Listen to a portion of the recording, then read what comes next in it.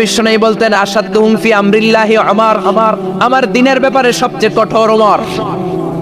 বিশ্বনবী বলতেন আমার পরে কোনো নবী নাই, কোনো রাসূল নাই, তবে আমার পরে যদি কেউ নবী হতো আমার ওমর নবী হয়ে যেত। লা নবিয়্যা বা'দি ওয়ালা রাসূল, আমার পরে রাসূল নাই, কোনো নবী নাই, তবে লাউ কানা বা'দি নবিয়্যুন লাকানা উমর। প্রভু তুমি বলেছ রাসূল দেবে না, বলনি দেবে না ওমর, বলনি দেবে না হামজা তারিক, খালিদ বিজয়ী সমর। প্রভু তুমি বলেছ রাসূল দেবে না, বলনি দেবে না ওমর, বলনি দেবে না হামজা তারিক, খালিদ বিজয়ী সমর। প্রভু তুমি বলেছ রাসূল দেবে না। আল্লাহু আকবার। মদিনায় যত মুনাফিক ছিল জমের মতো ভয় পাইতো সাইয়েদনা ওমরকে। শয়তানদের লিডার ইবলিসও ভয় পেত ওমরকে। বিশ্বনবী বলেন ওয়াল্লাযী নাফসি বিয়াদিহি, ওমর ওই সত্তার কসম যেই সত্তার হাতে আমার আত্মা, মা লাকিয়াকা শাইতানু সালিকান ফাজ্জান ইল্লা সালাকা ফাজ্জান গায়রা ফাজ্জিক। ওরে ওমর, শয়তান যদি তোমারে কোনো রাস্তায় দেখে, ইবলিস যদি তোমারে কোনো রাস্তা দিয়ে হাঁটতে দেখে, ইবলিস ওই রাস্তা রেখে দিয়ে অন্য রাস্তা দিয়ে হাঁটে। ইবলিসও সাইয়েদনা ওমর ফারুককে দেখলে, এই রাস্তা দিয়ে দেখলে ওর বাপের কি জীবনে এই রাস্তা দিয়ে হাঁটবেন, এই রাস্তা থুইয়া ওই আরেক রাস্তা ধরবে, চিল্লায় পড়েন আল্লাহু আকবার। কাফেররা ভয় পেত, মুনাফিকরা ভয় পেত, শয়তান ভয় পেত, এমনকি বিশ্বনবীর বিবিরাও ভয় পেত। সুবহানাল্লাহ পড়েন। বিশ্বনবীর বিবিরা বিশ্বনবীরে ধরলেন আমার এইটা কিনা দেন, ওইটা দেন। বিশ্বনবীর কয় টাকা নাই, ক্ষমতা নাই, সামর্থ্য নাই, বেশি কথা কইলে তালাক নিয়ে যাও, তোমাদের চেয়েও সুন্দরী অনেক সতী সাধবী নারী আল্লাহ ব্যবস্থা করে দিবে। বিবিরা মাঝে মাঝে খুনসুটি করতো, নবীরে ধরতো, এটা নাই ওইটা নাই, এটা দেন। একবার সব বিবিরা টাইট করে ধরছে, ও নবী আয়েশার ঘরে যেদিন থাকেন সাহাবারা বেশি হাদিয়া পাঠায় কেন, আমাদের ঘরে যেদিন থাকেন পাঠায় না কেন? কালকে জুমার নামাজের পরে ঘোষণা দিবেন সবার ঘরে সমান সমান হাদিয়া। নবী কয় আমি হাইতান্ন। ও মিয়া, কে হাদিয়া দিবে, কটুক দিবে, এটা কি ইমাম সাহেবের কাজ? ইমাম সাহেবের বাসায় কে কোন দিন কি খাওয়াবে, কি গিফট দিবে, এটা তো কে যে গিফট দিবে তার ব্যাপার। বিশ্বনবী বললেন আবু বকরকে সবাই ভালোবাসে, তাই আবু বকরের মেয়ের ঘরে যেদিন আমার ডেট পরে থাকার সময় ওই দিন হয়তো বেশি হাদিয়া পাঠায়, তোমাদের ঘরে পাঠায় না, আমার বলার কোনো সুযোগ। বিবিরা কয় না আপনারে বলতেই হবে। নবী কয় আমি পারবো না। বিবিরা কয় পারবেন। ইন দ্য মিন টাইম দরজার পার থেকে কে যেন সালাম দিল, আসসালামু আলাইকুম ওয়া রাহমাতুল্লাহ। বিশ্বনবী বললেন ওয়া আলাইকুমুস সালাম। বিশ্বনবী বুঝতে পারলেন সালামটা আমার ওমরের সালাম। বিশ্বনবী সালামের উত্তর দিয়ে বিবিদের দিকে তাকায় দেখে একটা বিবি ওর সামনে নাই, সব উদাও, ভ্যানিশ হয়ে গেছে। ওমর সুবহানাল্লাহ পড়বেন না? এই জন্য ওমরকে শয়তানও ভয় পেত। আমাদের বাচ্চাদেরকে, আমার মেয়ে একটা মাত্র মেয়ে, খাইতে চায় না, শুধু আমার মেয়ে না, অধিকাংশ বাচ্চাদের এই অবস্থা। ওরা আম্মু এদিক দিয়ে খাওয়ায়, আবার দৌড় দেয়, আবার আমি খাওয়াই, আবার কান্নাকাটি করে, বলে গল্প শোনাও, তাইলে খাবো। এখন গল্প শোনাইলেও খায় না।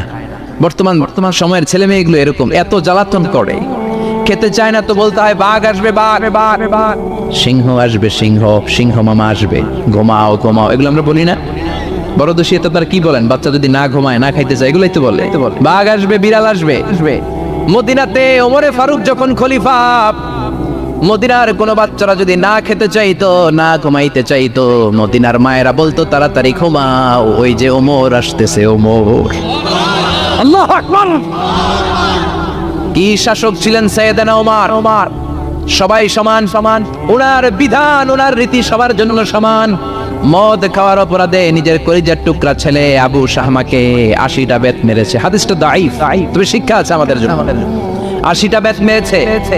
এক রাতে পাওয়া যায় বেত মেরে ছেলেটাকে আহত করে ফেলেছে, আর এক রাতে পাওয়া যায় পিটাতে ছেলেটাকে দুনিয়া থেকে শেষ করে ফেলেছে। ছেলের মুখে গন্ধ পেয়েছে। আর শারিবতা খামরান, কিরে মদ খাইছস? না বাবা, শারিবতু নাবিজ, আমি নাবিজ খেয়েছি। নাবিজ খাওয়া যায়। নাবিজ হচ্ছে রাতের বেলা আরবরা দুধের মধ্যে শক্ত খুরমা ছেড়ে দেয়। 1 কেজি দুধের মধ্যে 10টা শক্ত খুরমা ছেড়ে দিলে সকালবেলা দুধের কালারটা সাদা থাকে না, শক্ত খুরমার রস টেনে ওটা লাল হয়ে যায়, খেতে বড় মজা। এটাকে বলে নাবিজ। কিন্তু সকালেই খেতে হবে। ওইটারে যদি 3 দিন জমায়ে রাখেন, 4 দিন জমায়ে রাখেন, ওইটাও গাঞ্জা হয়ে যাবে, ওইটাও তারি হয়ে যায়, মদ হয়ে যায়। সাইয়েদনা ওমরের ছেলে এই কাজ করেছেন, একটু তারির স্বাদ নেয়ার জন্য 4 দিন রেখে দিয়েছে। সাইয়েদনা ওমর বললেন কি খাইছস? কয় মদ খাই নাই। নাবিস খাইছস? এদিকে আয়। ইফতাহ ফামাক, মুখ খোল। করার পরে মুখের সামনে নাক নিয়ে গন্ধ দেখে মদের গন্ধ কলারটা ধরে মসজিদে নববীতে নিয়েছেন। ইন দা মিন টাইম মসজিদে নববীতে জোহরের নামাজ হয়। নিজের ছেলেকে মসজিদে নববীর উস্তানা বলে, উস্তানা তো মসজিদে নববী, মসজিদে নববীর পিলারে বেঁধেছেন। যেহেতু উনি খলিফা, মসজিদে নববীর ইমাম, জোহরের নামাজের ইমামতি করলেন। সালাম ফিরালেন, আসসালামু আলাইকুম রাহমাতুল্লাহ, আসসালামু আলাইকুম রাহমাতুল্লাহ। সালামের পর বললেন মাকানাকুম ইনদানা হাদ, সুন্নতের পর বসে যাবেন, আমাদের একটা হদ আছে। আল্লাহর দেয়া যে বিধান, বিচার, এটাকে আরবিতে বলে হাদ, প্লুরাল হচ্ছে হুদুদ। আমাদের হুদুদ আছে, মানে গুরুদণ্ড আছে, বসবেন। হাজার হাজার মানুষ সবাই ওযু করে যখন ঢুকতেছিল দেখে আবু শামা পিলারে বাঁধা। সবাই তো আশ্চর্য, কি আজীব তামাশা, প্রেসিডেন্টের পোলা বাঁধা। নামাজের পরে বাইরে আসার পরে হাজার হাজার মানুষ তাকিয়ে আছে। কানাঘুষা শুরু হয়ে যায়। সবাই বলে কি হয়েছে? ওমর কয় আমার টানাটানি করা যাবে না। এই যে থামেন, এখন টানলে কি হবে আমি জানি, খুব বিশৃঙ্খলা হবে। দাঁড়ায় শুনলে ডবল সওয়াব। আমি চলে গেলে এরপর আপনারা টানাটানি করে ঢুকেন। কথা শুনতেছেন তো? মনোযোগ আছে? লোকদের মধ্যে কানাঘুষা। প্রেসিডেন্টের ছেলে, কেউ কয় ওমর মনে হয় মারবে না, যেহেতু নিজের ছেলে তো একটু ধমকি দিয়ে ছেড়ে দিয়ে। কেউ বলে না, ওমর তো এত সহজ মানুষ না, মদের বিচার তো 80টা বেদ, মনে হয় 40টা মারবে। কেউ কয় না 80টাই মারবে। ওমর চেয়ারে বসে জল্লাদরে ডাকলেন, বললেন ইবদা বিসমিল্লাহ, নে চাবুক শুরু কর। বাইতুল মাল থেকে শক্ত সাইজের একটা চাবুক আনবি। জল্লাদ চাবুক এনে দাঁড়ালেন। ওমর বললেন ইবদা বিসমিল্লাহ, শুরু কর। জল্লাদ মারতে শুরু করেছে। ওয়াহিদ, ইতনাইন, তালাতা, 3টা মারার পরে এক থাপ্পড় মেরে জল্লাদকে 3 হাত দূরে ফেলে দিলেন। ধমক দিয়ে বললেন তুই চাবুক মারস নাকি চাকরি বাঁচাস? আসলে জল্লাদ কিন্তু আসতে পারে নাই, দেহের যত জোর ছিল জোর দিয়ে মেরেছে, কিন্তু ওমরের পছন্দ হয় নাই। ওমর বলে আইন্দাকা তালাতা আইন্দে ওয়াহিদ, তোর হিসাবে চাবুক মারা হয়েছে 3টা, আমি ওমরের হিসাবে মায়ের হয়েছে একটা। চাবুক আমার হাতে দে, আমি 2 নাম্বার থেকে শুরু করি। ওমরে ফারুক 2 নাম্বার শুরু করলেন। 2, 3, এক একটা চাবুক মারে ছুপ করে চামড়া ছিলে রক্তগুলো মসজিদে নববীর বারান্দার পিলারের মধ্যে লাগে। ওমরের যে শক্তিশালী দ্বিতীয় কোনো পুরুষ মদিনার জামিনে ছিল নাকি? ওমরের হাতের মাইর। ছেলেটা চিৎকার দিয়ে বলে বাবা, ও আব্বা, আর মদ খাবো না, ছেড়ে দেন, আর খাবো না। মদ তো আমি খাই নাই, আমি খেয়েছি নাবিস, 3-4 দিন রাখার কারণে একটু মাতলামি হয়েছে আমার। আব্বা এবারের জন্য ছেড়ে দেন, আর খাবো না। ওমরের কঠোর হৃদয়ে কোনো দয়া মায়া আসে না, মারতে লাগলেন। এবার আবু শাহামার মা ওমরের বউ পায়ের মধ্যে ওমরের পায়ে পড়ে ডেকে বলে ওমর, আমার কলিজার টুকরা ছেলেটারে মারিস না। 30টা বাড়ি মারা হয়েছে, আর বাকি 50টা বাড়ির জন্য এক একটা চাবুকের বিনিময়ে আমি এক একটা উট আল্লাহর রাস্তায় সদকা করব রে ওমর। সাইয়েদনা ওমর বলে এর নিয়ে যাও। আবু শাহামার মা উট দিয়ে আল্লাহর জাইন চাবুকের বাড়ি থেকে একটা বাড়িও কমানো যাবে না, 80টা বাড়ি দেয়া পর্যন্ত পৃথিবীর কোন শক্তি আবু শাহামারে আমার হাত থেকে ছুটাতে পারবে না। আবু শাহামার মা কাঁদতে লাগলো। ওমরের মনে দয়া মায়া হয় না। 40টা বাড়ি মারার পরে ছেলে বেহুশ, 50টা মারার পরে আবু শাহামা দুনিয়া থেকে শেষ। সবাই নিস্তব্ধ নীরবতা, পিন ড্রপ সাইলেন্স, পিন পতন নীরবতা। রাগে তখনও গড়গড় করছে ওমর। সাইয়েদনা ওমর বললেন গোসল দে, জানাজা দে, কবর দেওয়ার পরে ওই কবরের উপর 51 নাম্বার থেকে মারা শুরু করলেন। 52, 53, 60টা, 70টা, 80টা চাবুকের বাড়ি কবরের মধ্যে বিশাল বিশাল বড় বড় বাড়ি মেরে আঘাত করে আল্লাহরে ডেকে বললেন আল্লাহ, আমার ছেলে হওয়ার কারণে, প্রেসিডেন্টের ছেলে হওয়ার কারণে আমি পার্সিয়ালিটি করি নাই, একটা চাবুকের বাড়িও কম দেই নাই। কিয়ামতের দিন তুমি আমার জালিমদের কাতারে দাঁড় করাতে পারবা না। আল্লাহু আকবার। ওই ওমরের শাসন যদি দেশে থাকতো, দেশটারে মদিনা বানাইতো কে? এখন রিকশাওয়ালার পোলার জন্য এক নিয়ম, প্রধানমন্ত্রীর পোলার জন্য আরেক নিয়ম, কুলিওয়ালা ঠেলাওয়ালার জন্য এক নিয়ম, প্রেসিডেন্টের মেয়ের জন্য আরেক নিয়ম। জোরে বলেন ঠিক কিনা? সবার জন্য যদি এক নিয়ম হতো, চুরি করলে যদি হাত কাটা হতো, জিনা করলে যদি পাথর মেরে গর্দানটা উড়িয়ে দেয়া যেত, বাংলার জমিনে আর কোনো চোর আর জিনাখোর পাওয়া যেত না। চুরি করলে হাত কাটো কার আইন? তবে এটা কলা চোর, মুরগি চোর, ডাব চোর, আম চোর না। যেই চোরগুলো একটা কলমের সিগনেচারের খোঁচায় দেশের 1000 কোটি টাকা মেরে দেয়, ওই চোরদের হাত আগে কাটতে হবে, যেরকম ঠিক কিনা? এক কলমের খোঁচায় শেয়ার বাজার খাইয়া ফেলায়, হলমার্ক খাইয়া ফেলায়, দেশের টাকা সুইজারল্যান্ডে পাঠায়, ওই চোরগুলার হাত জোরে বলেন ঠিক কিনা? আল্লাহর দিন বাস্তবায়নে সবচেয়ে কঠোর সাহাবী ছিলেন ওমর। আবু বকর ছিলেন নরম, ওমরের মেজাজকে গরম বানাইছে কে? এই জন্য ইসলামের মধ্যে যেমনি সহনশীলতা আছে, আবার ইসলামের মধ্যে বিদ্রোহ আছে না নাই?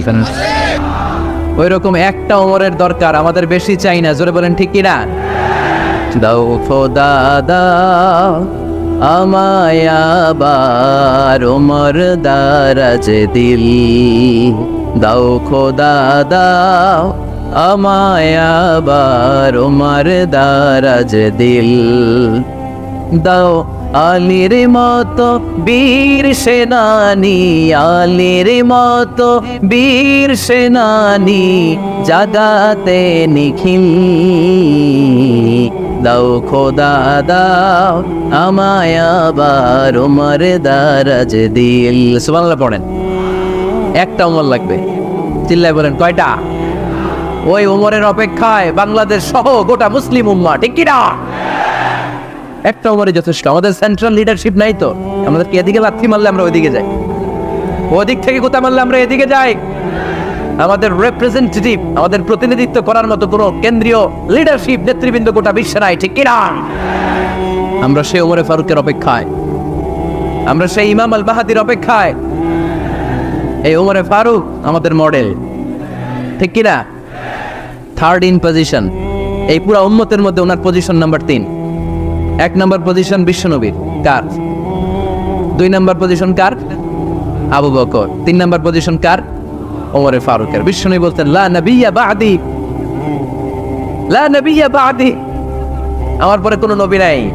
ওয়ালা রাসূলা, আমার পরে কোনো রাসূলও নাই। আমার নবীর পরে আর কোনো নবী আছে? আমার নবীর পরে আর কোনো রাসূল আছে? এই যে কাদিয়ানি যে একটা সম্প্রদায় আছে, এরা কি মুসলিম নাকি অমুসলিম? মুসলিম সম্প্রদায়ের সাথে এদের কোনো সম্পর্ক নাই, চিল্লা বলেন ঠিক কি না?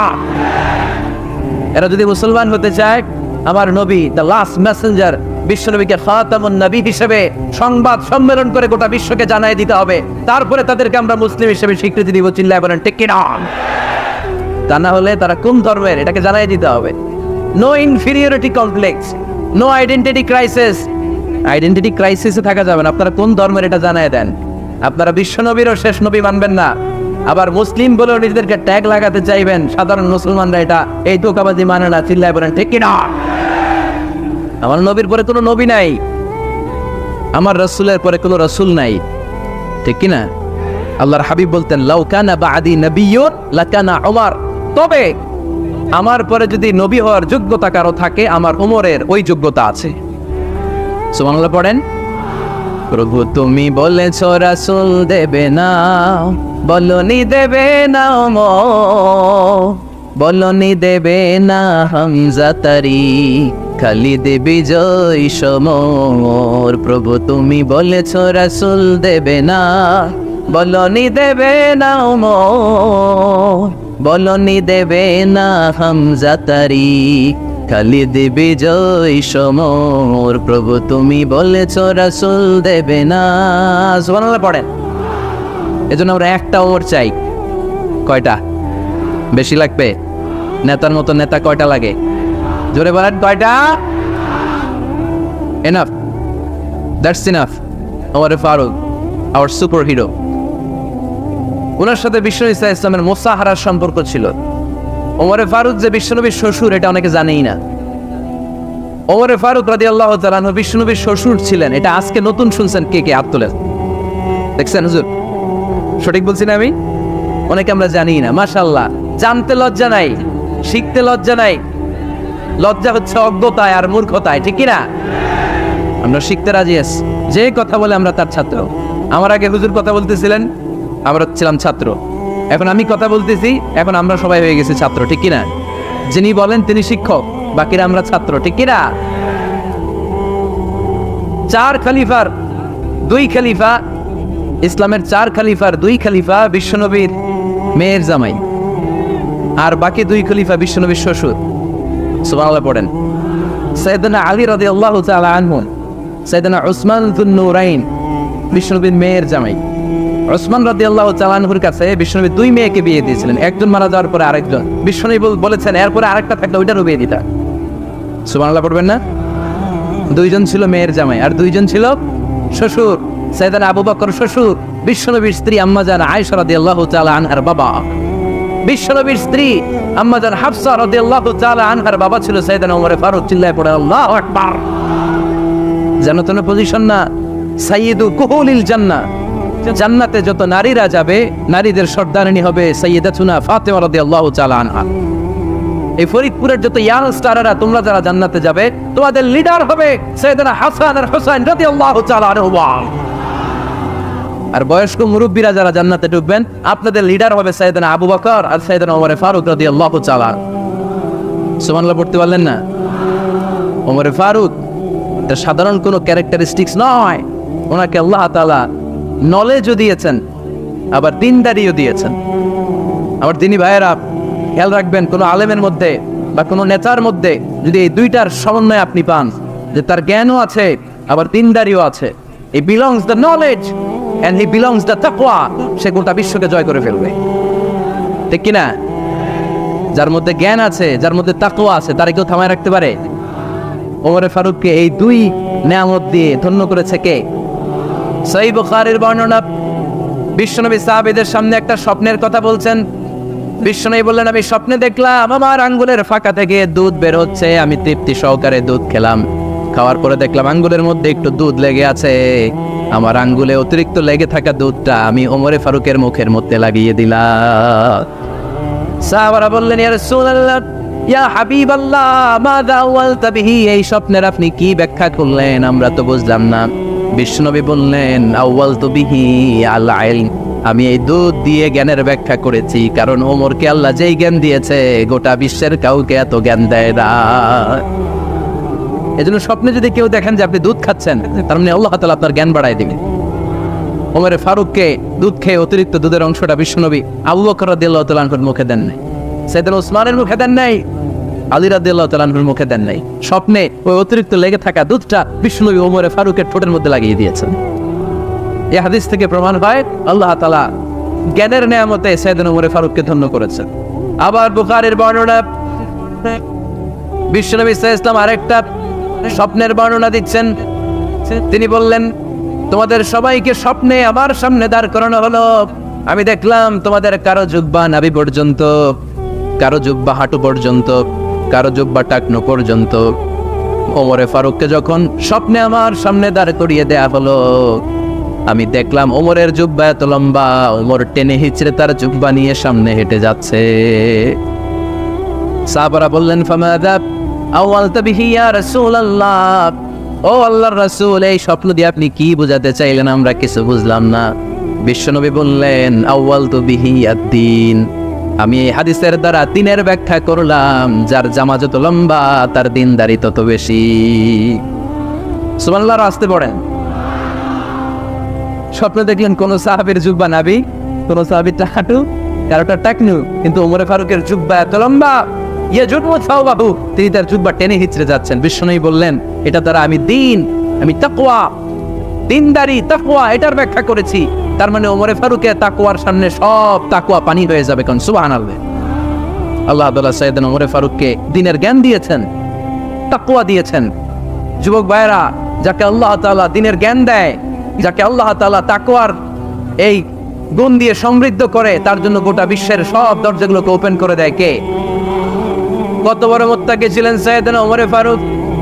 মদিনার সমাজে কয়জন মুনাফিক ছিল বিশ্বনবী ছাড়া কেউ বলতে পারতেন না। বিশ্বনবী কোন সাহাবীকে মুনাফিকদের লিস্ট দিয়ে যান নাই, একজন সাহাবী ছাড়া। দেখি কেউ বলতে পারেন কিনা ওই সাহাবীর নাম? কি নাম? হুযায়ফা ইবনুল ইয়ামান রাদিয়াল্লাহু তাআলা আনহু। ওনাকে বলা হতো সাহিবু সিররি রাসূলিল্লাহ, আল্লাহ রাসূল সাল্লাল্লাহু আলাইহি ওয়াসাল্লামের গোপন তথ্যের ধারক বাহক। সুবহানাল্লাহ পড়বেন না? বিশ্বনবী ইন্তেকালের আগে মদিনার সমাজে মোট কয়জন মুনাফিক আছে, এই তথ্য আবু বকরকে বলেন নাই, ওমর রাদিয়াল্লাহু তাআলা আনহুকে বলেন নাই, উসমান রাদিয়াল্লাহু তাআলা আনহু, আলী রাদিয়াল্লাহু তাআলা আনহু, আশরাতুল মুবাশশিরিনা বিল জান্নাহ কোন সাহাবীকে বলেন নাই, শুধুমাত্র কেবলমাত্র একমাত্র হুযায়ফা ইবনুল ইয়ামান রাদিয়াল্লাহু তাআলা আনহুর কাছে মুনাফিকদের লিস্টে বিশ্বনবী দিয়ে গিয়েছেন। সুবহানাল্লাহ পড়ে। মদিনায় কারা কারা মুনাফিক কেউ জানতো না হুযায়ফা ছাড়া। কে ছাড়া? নামটা আজকে মুখস্থ করেন, যাতে অন্য কোনো ওয়াজে কেউ জিজ্ঞেস করলে বলতে পারেন। মুনাফিকদের লিস্ট যে সাহাবীর কাছে বিশ্বনবী দিয়ে গিয়েছিলেন, সাহাবীর নাম কি? নাম, নামটা কেমন লাগে? ভালো লাগে? অনেকে আমারে জিজ্ঞেস করে, হুজুর আমার ছেলে হবে আগামী মাসে, একটা নাম দেন। নাম দিয়ে দিলাম হুযায়ফা। যাদের হবে ছেলে, এলাকায় যাদের নেক্সট কয়েক মাসে ছেলে হবে, খালি হুযায়ফা চলবে। কি চলবে? ভাল লাগে নামটা? ভাল লাগে? রাইখেন, অনেক সুন্দর না। উনি জানতেন মুনাফিক কারা। দেখেন ওমরে ফারুকের তাকওয়ার লেভেলটা কত হাই হাই। ওমরে ফারুক একদিন হুযায়ফা রাদিয়াল্লাহু তাআলা আনহুর কাছে গেলেন, যে বললেন, হুযায়ফা, বিশ্বনবী ইন্তেকালের আগে মুনাফিকদের নামের লিস্টটা কারো কাছে দেয় নাই, আমার জানা নাই, সাইয়েদনা আবু বকরের জানা নাই, কোন সাহাবীর জানা নাই, তুমি ছাড়া। আমি তোমার কাছে জানতে চাই, আমি ওমরের নামটা ওই মুনাফিকদের খাতায় আছে কিনা আমার একটু বলো। আমার ওমরের নামটা ওই মুনাফিকদের লিস্টিতে একটু আছে কিনা, নামটা একটু বলো। যদি থাকে আমি ভালো হয়ে যাব। আমি নেফাককে দূর করে পাক্কা মুমিন হতে চাই। আমার নাম যদি মুনাফিকের লিস্টে থাকে আমি তো শেষ।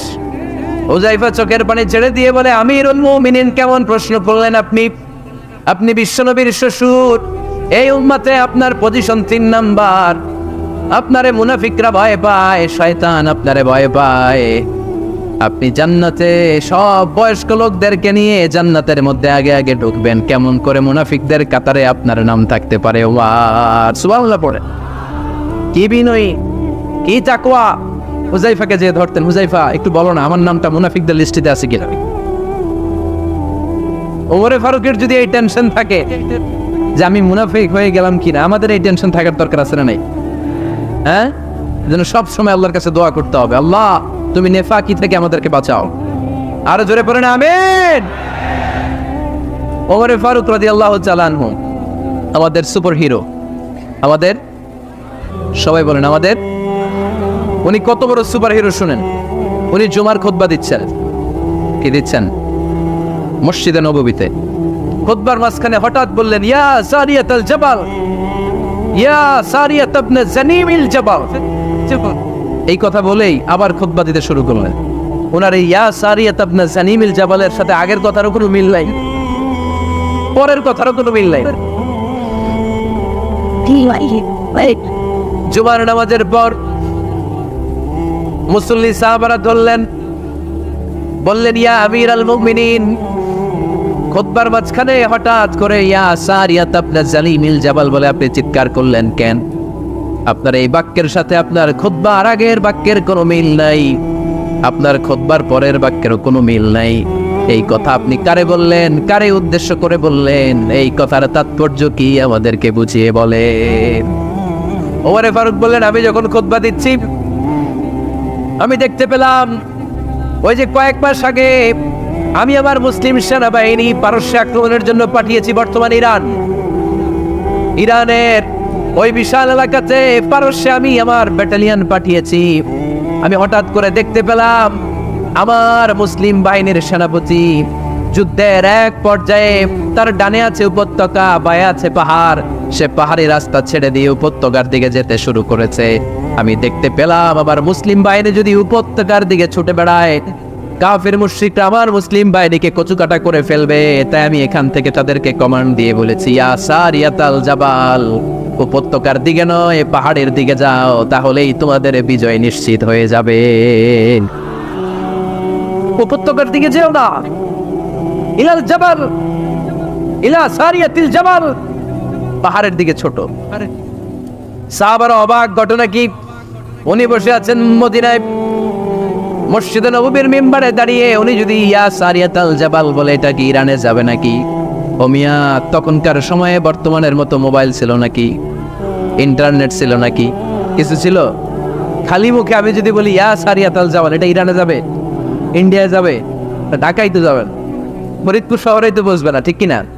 কিন্তু এটা আমিরুল মুমিনিন বিশ্বাসী সাহাবারা বিশ্বাস করে নিল। কিছু মুনাফিক ছিল, এরা কয় না ঝামেলা আছে, এটা তো সম্ভব না। এক কাজ করি, এই সেনাপতি যখন বিজয়ী বেশে মদিনায় ফিরে আসবে আর আমরা ধরব। এরা দিন গুনতে লাগলো, এই সেনাপতি মুসলিম বাহিনী নিয়ে পারস্য জয় করে কবে ফিরে আসবে। এই মুনাফিকের দলগুলো কখনো সেনাবাহিনীকে অভ্যর্থনা জানাতে যেত না, কিন্তু এইবার সবার আগে মদিনার উপকণ্ঠে যে সেনাপতিদেরকে অভ্যর্থনা জানানোর জন্য ফুল নিয়ে রেডি, ফুল নিয়ে দাঁড়ায় আছে। সেনাপতি ঠুকার সাথে সাথে ধরছে, এই সেনাপতি কোত্থেকে আসছে? পারস্য জয় করে আসছি। এমন এমন দিন, জুমার দিন দুপুরবেলা যুদ্ধের মাঝখানে আমিরুল মুমিনিনের কণ্ঠের কোনো কথাবার্তা শুনছো নাকি? সেনাপতি অবাক, কয় তোমরা জানলা কেমনে? শুনছি তো। সুবহানাল্লাহ পড়বেন না? আমরা যুদ্ধে একটা ভয়ঙ্কর অবস্থার মধ্যে ছিলাম, পেছন থেকে শত্রু আমাদেরকে আক্রমণ করতে শুরু করে দিল। ডানে যাব না বায়ে যাব, সামনে যাব নাকি পেছনে যাব, রাস্তা খুঁজে পাচ্ছি না। ডান দিকে ছিল আমাদের উপত্যকার রাস্তা, বাঁ দিকে ছিল পাহাড়ি পথ। আমরা সোজা পথ হবে মনে করে উপত্যকার দিকে ছুটতে আরম্ভ করলাম। হঠাৎ করে আমিরুল মুমিনিনের কণ্ঠ বজ্র কণ্ঠে আমার কানের মধ্যে ভেসে আসলো। আমার মনে হলো আমিরুল মুমিনিন কেমন যেন আমাকে কমান্ড দিচ্ছেন আর বলছেন, ইয়া সারিয়াতাল জাবাল, ডান দিকে উপত্যকার পথে নয়, তাড়াতাড়ি পাহাড়ের দিকে সৈন্য বাহিনী নিয়ে উঠে যা। পাহাড়ের দিকে, ডানে না, this is wrong track and this is the right track. ওই দিন যদি ওমরে ফারুকের ওই গাইডলাইন, আমিরুল মুমিনিনের কমান্ড যদি আমি না শুনতাম, আজকে বিজয়ের বেশে ফিরতেও পারতাম না, আমাদের চেহারাও তোমরা দেখতে পেতে না। ওমরে ফারুকের ওই কমান্ড, ওই গাইডলাইন অদৃশ্য থেকে শোনার কারণে এই পারস্যের মধ্যে আমাদেরকে সেই যুদ্ধে বিজয় দান করেছে কে? দিস ইজ ওমরে ফারুক, দিস ইজ ওমরে ফারুক। বিশ্বনবী বলছেন, ওমর মা লাকিয়াকা শাইতানু সালিকান ফাজ্জান ইল্লা সালাকা ফাজ্জান গায়রা ফাজ্জিক। ওমর, শয়তান ইবলিস যদি তোমার কোনো রাস্তা দিয়ে হাঁটতে দেখে, শয়তান ওই রাস্তা রেখে দিয়ে অন্য রাস্তা দিয়ে হাঁটে। সুবহানাল্লাহ বাড়িতে যায় বললেন। কে বলতেছে? বিশ্বনবী। কার ব্যাপারে? কার ব্যাপারে? ওমরে ফারুকের ব্যাপারে। শয়তান যদি দেখে যে ওমরে ফারুক এই রাস্তা দিয়ে হাঁটতেছে, শয়তান ওই রাস্তা রেখে দিয়ে অন্য রাস্তা দিয়ে হাঁটে। সুবহানাল্লাহ পড়েন। রাত্রিবেলা আমরা আমাদের বাচ্চা ছেলে মেয়েদেরকে যখন খাওয়াই, বাচ্চারা খেতে চায় না, এরকম হয় আপনাদের ফরিদপুর এলাকায়? এই এলাকায় হয় নাকি? খেতে চায় না বাচ্চারা, এই চকলেট দেখায়া, এই মিনা কার্টুন দেখায়া, এইটা সেইটা এগুলো সেগুলো বলে, গল্প টল্প বলে ফুলায়া খাওয়ানো লাগে, তাই না? তারপরেও খায় না। আমারও ছোট মেয়ে আছে, খেতে চায় না, এইটা সেইটা এমনি সেমনি খাওয়ানো লাগে। তো শেষে না পেরে মা বাবা বলতে বাধ্য হয়, ওই যে ভূত আসতেছে, ভূত, তাড়াতাড়ি তাড়াতাড়ি খাও, তাহলে যে ভূত ধরবে তোমার। ওই যে বাঘ আসতেছে, বাঘ, তাড়াতাড়ি খাইলে তাহলে বাঘে কামড়াবে। বলি না আমরা? আপনারা কি বলেন? ভূত। আর কি বলেন? হ্যাঁ হ্যাঁ, আচ্ছা, এক এক জায়গায় এক একটা আমরা বলি, ভূত আসবে, বাঘ খাবে, ভাল্লুক খাবে, তাড়াতাড়ি খাও। মদিনাতে যখন ওমরে ফারুক আমিরুল মুমিনিন, মদিনার মায়েরাও বাচ্চাদেরকে খাওয়াতে পারতো না, ছোট্ট মেয়েদেরকে খাওয়াতে পারতো না, খাওয়া নিয়ে যন্ত্রণা করতো। বাচ্চারা যখন মদিনায় খেতে চাইতো না রাত্রিবেলায়, মদিনার মায়েরা বলতো, তাড়াতাড়ি খাও, হা হুয়া ইয়াতি উমর, হা হুয়া ইয়াতি উমর, তাড়াতাড়ি খা, নাইলে ওই যে ওমর আসতেছে, Omar. This is our superhero সাইয়েদনা ওমর ফারুক রাদিয়াল্লাহু তাআলা। শুধু শয়তানি ভয় পেত না, মুনাফিকরাও ভয় পেত, জমের মতো ভয়। শুধু তাই না, আমাদের আম্মাজান বিষ্ণু ইসলামের স্ত্রীরাও ওমর ফারুককে ভয় পেতেন। সুবহানাল্লাহ কইবেন না? মাঝে মাঝে বিষ্ণু ইসলামের সাথে আম্মাজান আয়েশার ঝগড়া হতো, হতো না? আপনাদের ফ্যামিলিতে ঝগড়া হয়? হয় না? হয় না? কার কার দেখি? ওরে আল্লাহ, অনেক আল্লাহর ওলি আছে তো এই জায়গায়, ঝগড়া হয় না? এ কি কথা কয়, ঝগড়া হয় না বলে? বিশ্বনবীর ফ্যামিলিতে ঝগড়া হয়, আপনার ফ্যামিলিতে হয় না? মিষ্টি ঝগড়া। আর ও বিয়েই করে নাই,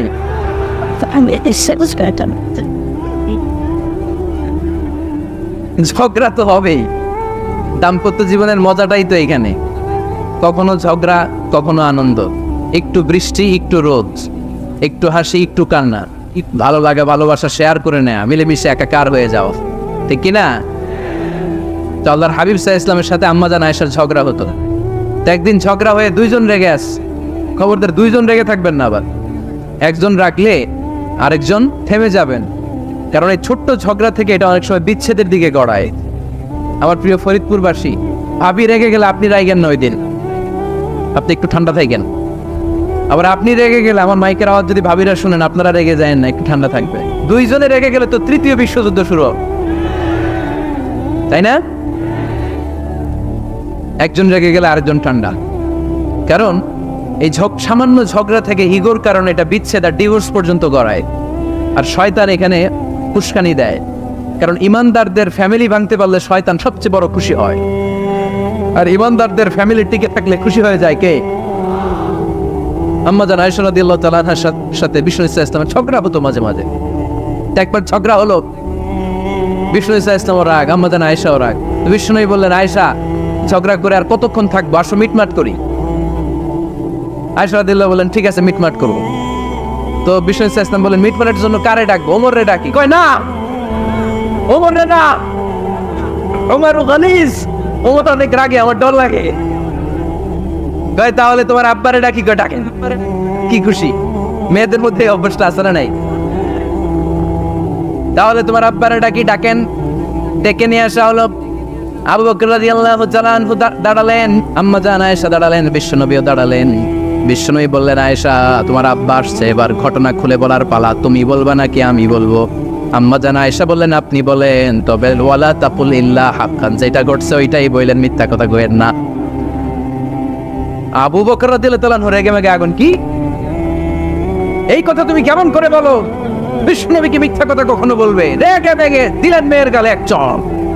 বানিয়ে বলতেছি না, মুসনাদ আহমদ ইবনে হাম্বলের হাদিস। বাবার হাতের থাপ্পড়কে আম্মা জান আয়েশা উল্টে বললেন। সাইয়েদনা আবু বকর রাগে গড়গড় করছেন, আবার মারার জন্য তেড়ে গেলেন। এবার বাঁচার জন্য আম্মা জান আয়েশা বিশ্বনবীর পিছনে যে আশ্রয় নিলেন, বিশ্বনবী বাঁচানোর জন্য দুই হাত মেলে দাঁড়িয়ে গেলেন। পড়েন সুবহানাল্লাহ। বিশ্বনবী যখন দুই হাত মেলে দাঁড়িয়ে গেলেন, সাইয়েদনা আবু বকর রাদিয়াল্লাহু আনহু থেমে গেলেন। সাইয়েদনা আবু বকর রাদিয়াল্লাহু তাআলা আনহু ঘর থেকে বের হয়ে বারান্দায় দাঁড়ালেন। পড়েন সুবহানাল্লাহ। এবার বিশ্বনবী আম্মা জান আয়েশার কাছে যেয়ে বলেন, ইয়া আয়েশা কাইফা রাআইতিনি আনকাসতুকি মিনার রাজুল, দেখছো কেমনে বাঁচাইলাম? আপনি না থাকলে বর্তমানে ফেলতো আজকে। আমি বাঁচাইছি তোমারে, আমি আমার লগে ঝগড়া করো তুমি। লজ্জায় পড়ে আম্মা জান আয়েশা খিলখিল করে হেসে দিলেন, বিশ্বনবীও হেসে দিলেন। দুইজনের হাসির মধুর আওয়াজ শুনে সাইয়েদনা আবু বকর বাইরে থেকে অবাক, কিরে এতক্ষণ না ঝড় তুফান, এখন দেখি হাসি। সালাম দিয়ে অনুমতি নিয়ে ভিতরে ঢুকলেন। ঢুকে দেখেন আম্মা জান আয়েশাও হাসে, বিশ্বনবীও হাসে। এ হাসি দেখে আবু বকর রাদিয়াল্লাহু আনহু হেসে দিলেন। আরশের উপর থেকে খুশি হয়ে গেলেন কে? এবার সাইয়েদনা আবু বকর রাদিয়াল্লাহু তাআলা আনহু বললেন, ইয়া রাসূলুল্লাহ আশরিকানি ফি সিলমিকুমা কামা আশরাকতুমানি ফি হারবিকুমা। ও নবী, যুদ্ধ লাগলে, দুইজন যুদ্ধ লাগলে মীমাংসার জন্য যেমনি আমারে ডাকেন, এরকম হাসি আর আনন্দের মুহূর্তেও আমারে একটু ডাইকেন। আশরিকানি ফি সিলমিকুমা কামা আশরাকতুমানি ফি হারবিকুমা। নবী, আপনাদের মধ্যে ঝগড়া লাগলে সন্ধি করার জন্য আমারে যেমনি ডাকেন, আপনাদের হাসি খুশি আনন্দ খুনসুটি এই মজাদার মুহূর্তগুলোতে আমারে বঞ্চিত রাখেন না, আমার একটু ডাইকেন। সুবহানাল্লাহ পড়েন। এই মুসনাদ আহমদ ইবনে হাম্বলের হাদিস শোনার উদ্দেশ্য হচ্ছে, বিশ্বনবী প্রথমে ওমর ফারুকের নাম বলেছিলেন। সাইয়েদনা আয়েশা বলে, না আমি ডরাই। আইবাত, দিস ইজ কল্ড আইবাত ওমর। একবার বিশ্বনবীর সব বিবিরা ধরলেন, ও নবী আমাদেরকে এটা দেন, ওইটা দেন, ঘরে এইটা নাই, ওইটা নাই, ওইটা নাই। বিশ্বনবীকে, আমার কাছে কিচ্ছু নাই, যদি এমনি আমার বউ হয়ে থাকতে চাও থাকো, তাহলে যা, তা না হলে যা লাগবে কিনে দেব, সাথে সাথে তালাকও দিয়ে দিব। কিছু দিতে পারবো না, আমার নাই তো, সামর্থ্য নাই। কিন্তু বিবিরাও ছাড়া না, এটা দেন ওইটা দেন। বিশ্বনবী রহমতের নবী, বিবিদেরকে বুঝাতেও পারেন না। বিবিরা আবদার করতেছে, নবী এটা লাগবে, ওইটা লাগবে। ইন দ্য মিন টাইম বিশ্বনবী একজনের সালাম শুনতে পেলেন। কে যেন দরজায় দাঁড়িয়ে বলতেছে, আসসালামু আলাইকুম। বিশ্বনবী দরজার দিকে তাকালেন, তাকিয়ে বললেন, ওয়া আলাইকুম আসসালাম। আর বুঝতে পারলেন এটা আমার ওমরের সালাম। সালাম দেওয়ার পরে বিবিদের দিকে তাকায় দেখে একজন বিবিও নাই, সব অন্দর মহলের ভিতরে। দো সুবহানাল্লাহ পড়তে পারলেন না? This is our super hero Omar. এরকম ওমর একটা লাগবে, চিল্লায় বলেন কয়টা?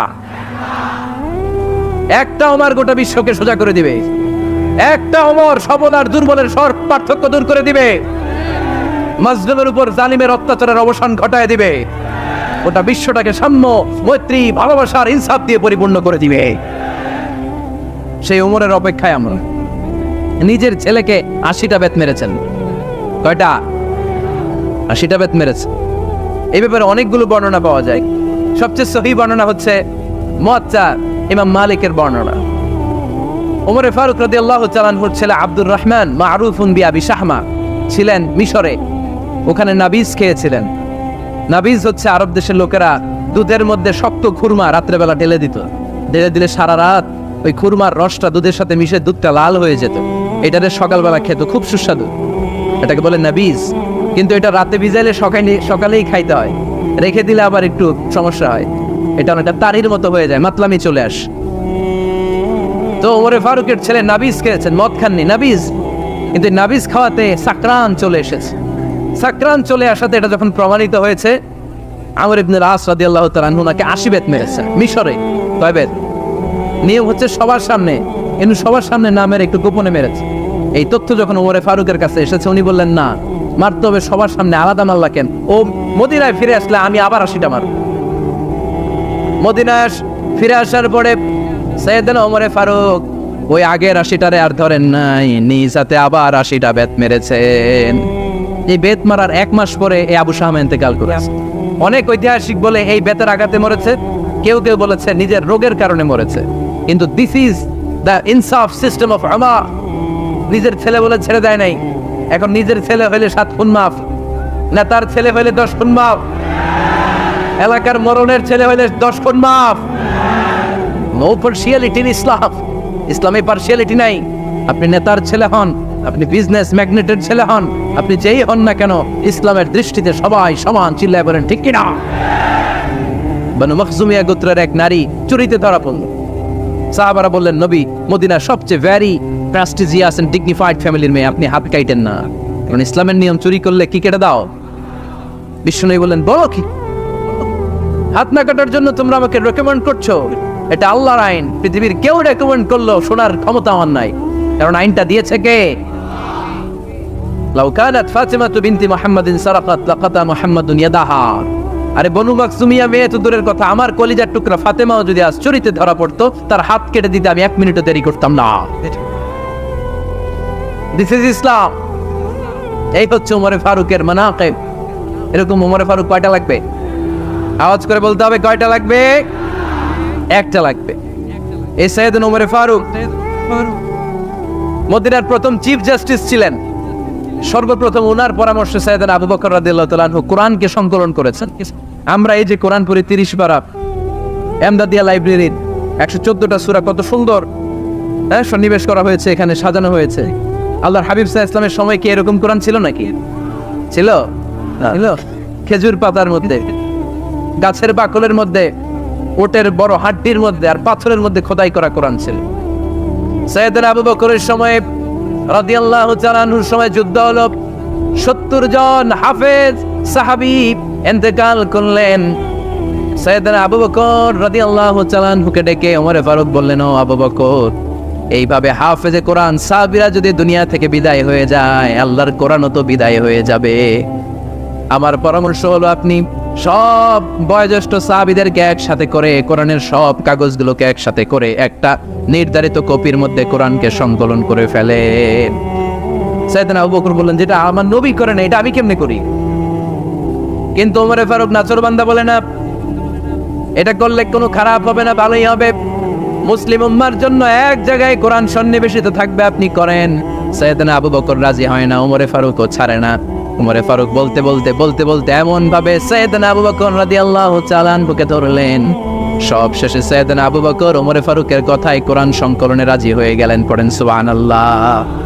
উনি বললেন, ওমর যখন আমাকে বারবার বুঝাতে লাগলো, আল্লাহ তাআলা আমার হৃদয়টা ওমরের কথা শোনার জন্য খুলে দিলেন। আল্লাহ তাআলা কেমন যেন আমাকে ইলহাম করলেন, আবু বকর করো, এই কাজের মধ্য দিয়ে আমি আমার কোরআনকে গোটা বিশ্বে জীবিত রেখে দেব। This is Umar. এই যে আমরা হিজরি সনের যে আমরা গণনা করি, এই হিজরি সনের প্রবর্তক হচ্ছে সাইয়েদনা ওমরে ফারুক। সুবহানাল্লাহ নাই? আপনাদের মনোযোগ আছে না গেছে? কই ঘুমায় গেলেন মনে হয়? তাকবীর দেন তো একজন আওয়াজ করে।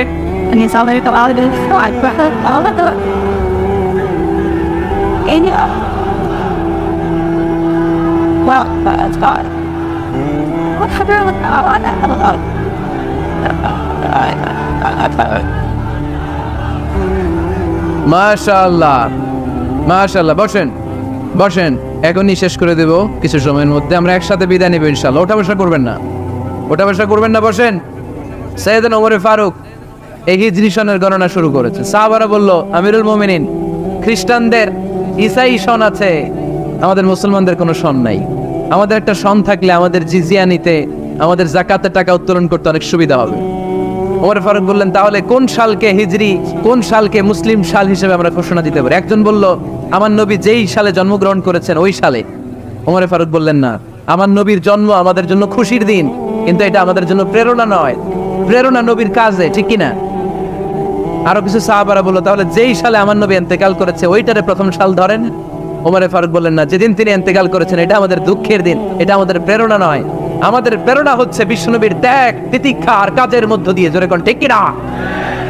ওমর ফারুক বললেন, যেদিন বিশ্বনবী ইসলাম রক্ষায় নিজের মাতৃভূমি ছেড়ে মক্কা থেকে মদিনায় গিয়েছেন ওই দিনটাকে হিজরি প্রথম দিন ধরে আমরা হিজরি সাল গণনা করে শুরু করে দিব।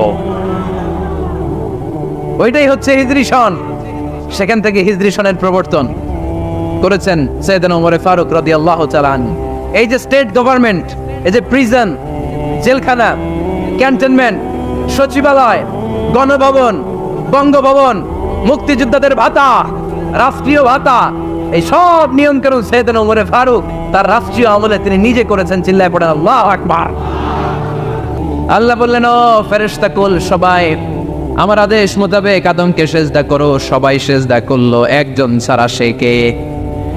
আরো জোরে বলেন, অস্বীকার করলো, ওয়াস্তাকবার, অহংকার দেখালো, ওয়া কানা মিনাল কাফিরিন, কাফেরদের অন্তর্ভুক্ত হলো, জাহান্নামীদের সর্দার হলো। কয়টা সেজদার আদেশ? আওয়াজ করে বলেন, কয়টা সেজদার আদেশ অমান্য করছে? সেজদা কয়টা দেয় নাই? আপনি দেন নাই কয়টা? হ্যাঁ, আমরা দেই নাই কয়টা? এক সেজদা না দিয়া জাহান্নামীদের লিডার। আমরা সেজদা মিস করছি কয়টা? কয়টা? মুসলমান সেজদায় লুটিয়ে পড়তে হবে একজনের খুশির জন্য, তিনি কে? তাহলে কোরআনকে যে প্রশ্ন করেছি, কোরআন সব উত্তর দিয়ে ফেললো। কোরআন আমাদেরকে জানিয়ে দিল, তোমরা সবাই আল্লাহর নৈকট্যপ্রাপ্ত বান্দা হতে চাও, আল্লাহর কাছের বান্দা হতে চাও, তাহলে ওয়াসজুদ, কি করো?